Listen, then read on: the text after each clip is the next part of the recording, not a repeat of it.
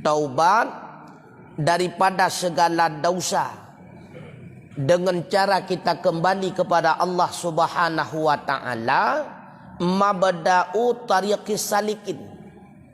Ini adalah permulaan jalan yang akan ditempuh oleh orang-orang yang menuju kepada Allah. Artinya permulaan untuk mendekatkan diri kita kepada Allah Subhanahu wa taala itulah dengan taubat. Maka setiap manusia yang melakukan dosa, dia itu jauh terhijab dianya itu dengan Allah.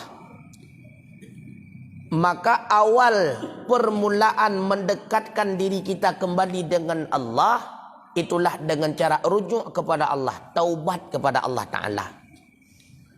Wa ra'su malil faizin, dan modal dasar bagi orang-orang yang akan mencapai kemenangan. Untuk mendapatkan kemenangan dunia wal akhirah, itulah dengan cara taubat. Maka orang yang tidak bertaubat daripada setiap bentuk dosanya, di dunia mereka itu tidak akan pernah mencapai kesenangan, di akhirat pula demikian.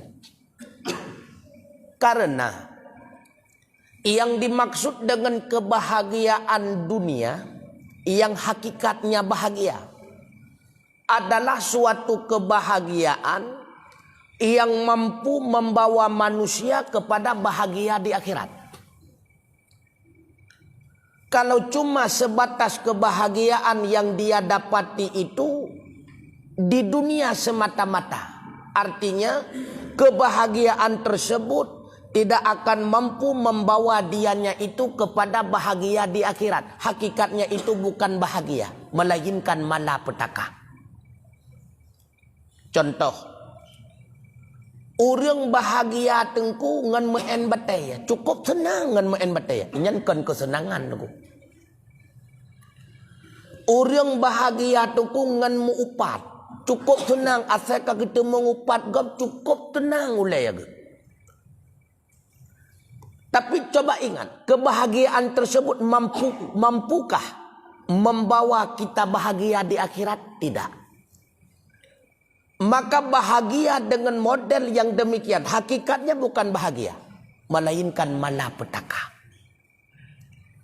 Artinya kebahagiaan yang membawa bahagia kita semata-mata di dunia, maka yakinlah yang pertama, kebahagiaan itu hakikatnya bukan bahagia melainkan malapetaka.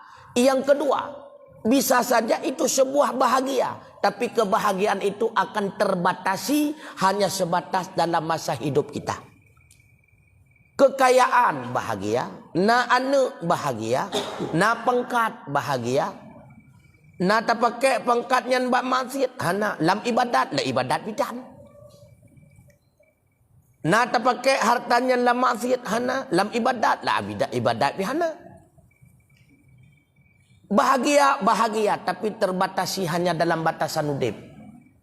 Habis udip, habis bahagia karena berjumpa dengan kematian. Kebahagiaan itu pun tidak melekat untuk mewujudkan kebahagiaan akhirat.